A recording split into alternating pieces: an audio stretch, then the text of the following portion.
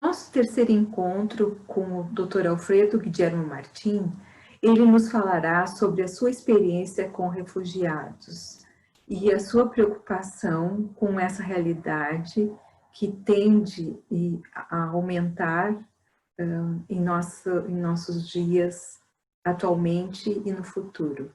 Nos fala dos refugiados ecológicos, refugiados em função do clima. Alfredo Guillermo Martim é francês e argentino, militante de direitos humanos, psicólogo, analista institucional e professor aposentado da FORC.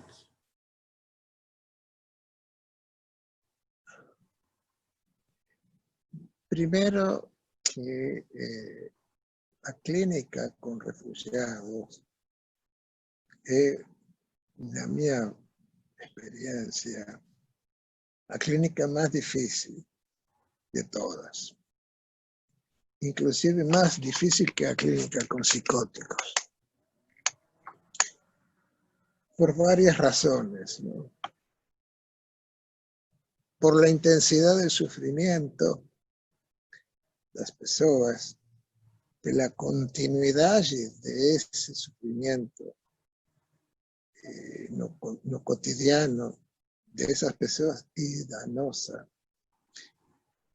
y por la negación instituida de los estados con respecto a ese sufrimiento y a esas personas. O sea que no es cuestión solo de síntomas, de diagnósticos y de terapias. Es una cuestión de una lucha por la existencia y por la dignidad que dura 24 horas por día o tiempo. No existe en el mundo que yo saiba un estado que realmente proteja los derechos humanos, acoja a los refugiados con dignidad y permita una nueva vida humana y segura a esas personas que vienen fugiendo. No tenemos hasta ahora una idea clara de la dimensión global del problema de los refugiados. Este problema comenzó con los grandes movimientos migratorios post Segunda Guerra Mundial, donde había millones y millones de refugiados que escapaban y salían y venían, etc. Con las personas que salían de los campos de concentración del nazismo, etc. Más, ahí fueron las primeras herramientas que se comenzaron a construir para la acogida, en fin, la Cruz Vermelha Internacional, que empezó a hacer las cosas, las Naciones Unidas para los Refugiados, el Comité, en fin. Más, eso fue dando algunas herramientas que ainda existen, felizmente, más que son muy precarias,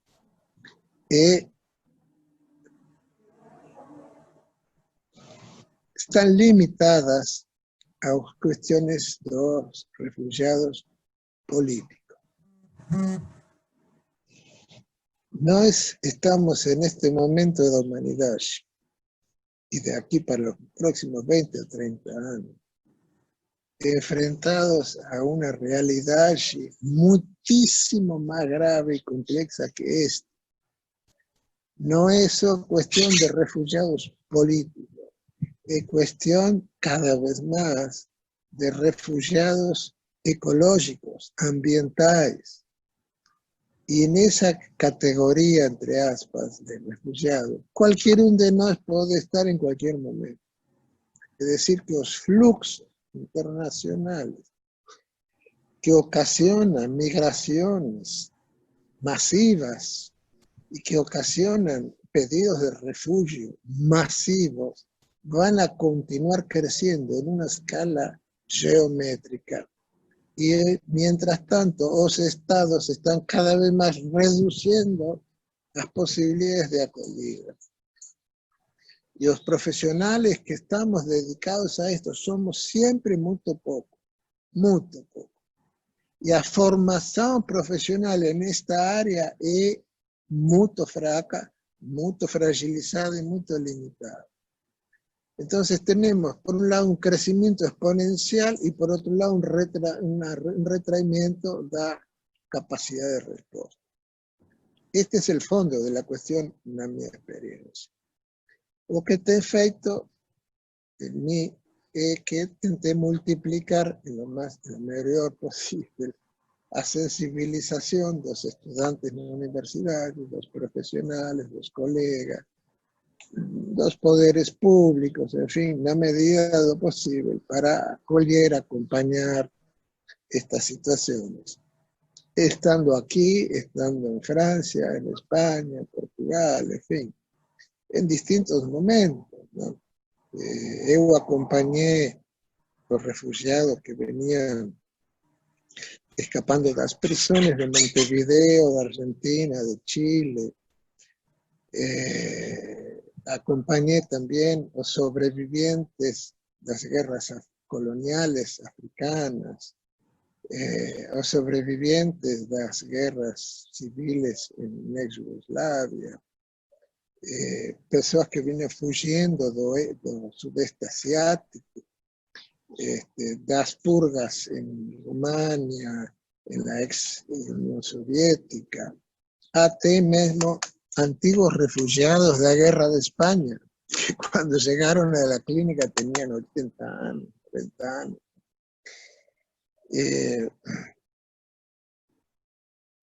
Então, frente a esta situação de fondo, que falei rapidamente, ¿no? Y esa realidad insistente, ¿no? Que viene de varios momentos históricos, de varios lugares geográficos, pero a dor humana, en el fondo, es inmensa, inmensa. A dor das crianças, das famílias, das pessoas idosas, a dor humana é a mesma. Então eu tentei criar algumas ferramentas teórico-técnicas para acompanhar e trabalhar o melhor possível com esses sujeitos. Uma delas foi o dispositivo de entrevista clínica com intérprete.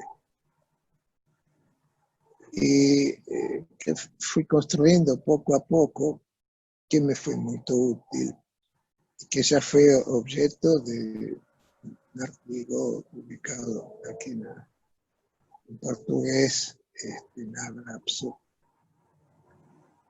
O outro foi uma espécie de procedimento para esclarecer a situação psíquica dos solicitantes de asilo e ajudar a essas pessoas a que pudiesen ser reconhecidas em seu sofrimento, em sua situação, e obter o estatuto de refugiado político na França ou aqui, que les permitisse ficar, por lo menos, e não estar obrigados a revenir a lugares donde podían ser masacrados. Entonces, en esas situaciones, a perspectiva institucionalista me ayudó mucho, ¿no? Primero, para clarear cuál es su papel y el lugar del Estado en todo eso. Segundo, para intentar clarear cuáles son las alianzas posibles y cuáles son las informaciones indispensables que tienen que ser trabajadas para ayudar a esas personas. Entonces, así fuimos delineando, falo en plural porque siempre trabajamos en equipo. Fuimos diseñando estrategias de acogida y de acompañamiento de estas personas, en los sentidos psicológico, social, médico, alojamiento, documentación, etc. No estoy hablando de las redes de asistencia que construimos en el sur de Francia, funcionaron muchos años, y que volvió a mostrar su eficacia en 2015, la última experiencia, el último viaje en que yo estuve, donde tuvimos que improvisar a acogida a los refugiados que venían fugiendo de Siria y atravesando el Mediterráneo en esas balsas flotantes, ¿no? Y que llegaban a Francia y no había nada preparado para acoger. Situaciones muy dramáticas y dolorosas que muestran que esta situación es permanente, ¿no? Cada vez más complicada, y los poderes, los estados, preocupándose solamente en sellar fronteras, en impedir que los barcos humanitarios puedan recoger a las víctimas, en fin, todo lo contrario de lo que es una política de derechos humanos. Entonces, por eso decía que esta clínica es la clínica más difícil, no solamente por la complejidad psicopatológica, entre comillas, de las situaciones, los efectos destructivos que producen las personas, sino porque socialmente, políticamente, hay toda una línea institucional de sabotaje, ¿no? De destrucción permanente de esas personas. Entonces, a gente tiene que trabajar acogiendo a esas personas y no dejándose invadir o destruir por esas lógicas institucionales, las cuales su Estado quiere romper con todo, ¿no? Entonces, de alguna manera, esto es parte también de la continuidad y la lucha de militancia por los derechos humanos, por los derechos de la vida, con la cual yo intenté construir mi práctica, mi vida, ¿no? Yo lembro siempre con mucho cariño la figura de Tosquelles, ¿no? François Tosquelles, un psiquiatra republicano que peleó en la guerra de España, que organizó el servicio de salud mental en la época de la guerra, con nada, no tenía orçamento, no tenía... Bueno, y que después de la guerra se refugió en España, en Francia, en el sur de Francia, y que construyó en un hospital que estaba perdido en el medio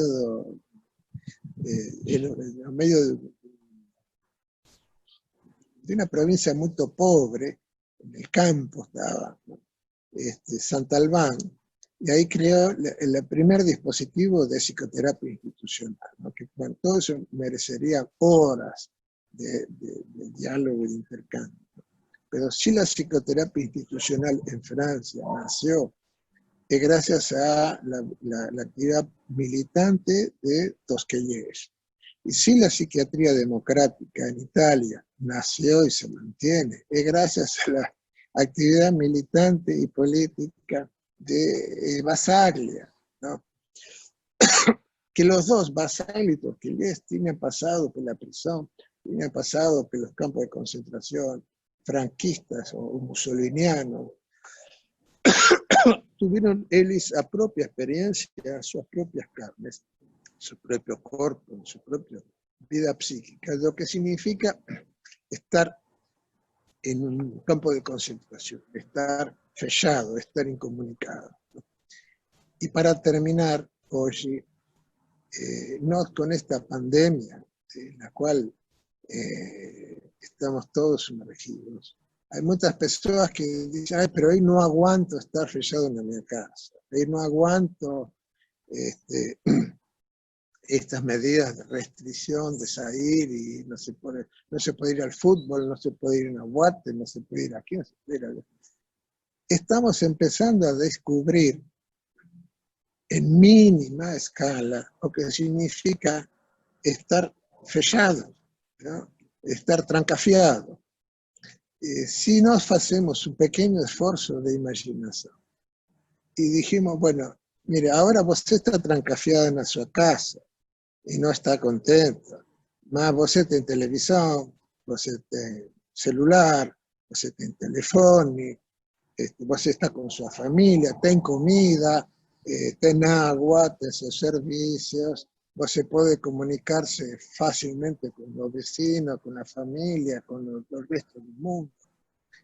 Bueno, y você tiene la imagen, la esperanza de que en un tiempo corto esta pandemia se va a terminar, entonces você va a dejar de estar trancafiado y va a salir y va a retomar la vida. Ahora, imagine al contrario, que você está trancafiado, que você no sabe cuándo va a poder salir, no tiene teléfono, no tiene televisión, no tiene comodidad, tiene que dormir no chão, y encima está amenazado de muerte en cualquier momento por alguna persona que pueda venir y matar você porque sí, o porque es mujer, o porque es judeo, o porque es alemán, o porque es blanco, o porque es preto, o porque es budista, o porque es musulmán, o lo que fuera. Y você no tiene forma de salir de ese modo de estar trancafiado. Y você si tiene un diagnóstico de esquizofrenia crónica, no sé qué, tampoco va a poder salir.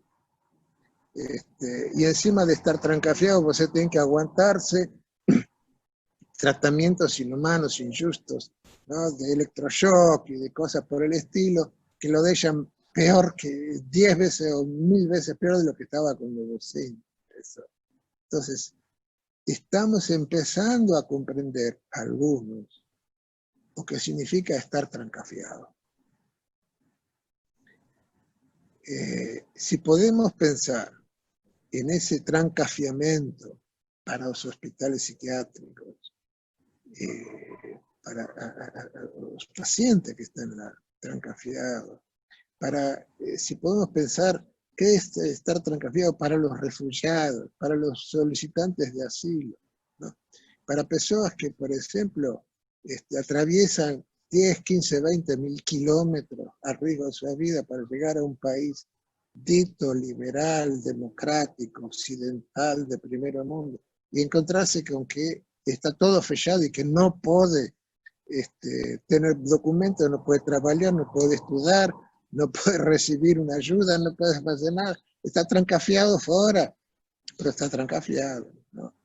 Ese trancafiamiento institucionalizado de los estados a nivel mundial es lo que estamos viviendo y que lo que vamos a continuar viviendo en estos próximos años. No quiero ser pesimista, ¿no? Nunca fui pesimista, siempre fui optimista y resistente y puedo continuar a hacerlo. Solo quiero decir que este fenómeno de pandemia nos permite comenzar a comprender lo que significa el trancafiamiento institucionalizado y permanente en todos los dominios. Y cómo para hacer frente a esto es necesario y fundamental la única vacina, entre aspas, que podemos construir, que es la solidaridad silenciosa, permanente, cotovelo a cotovelo, 24 horas en todos los lugares, en todas las dimensiones, en todos los momentos. Hasta aqui por hoje. Muito obrigada, Alfredo. Muito obrigada por compartilhar conosco a tua experiência, os recursos que fosse construindo e também a tua esperança. Muito obrigada. Obrigado a vocês. Como estás? Já está frio aí? Sim.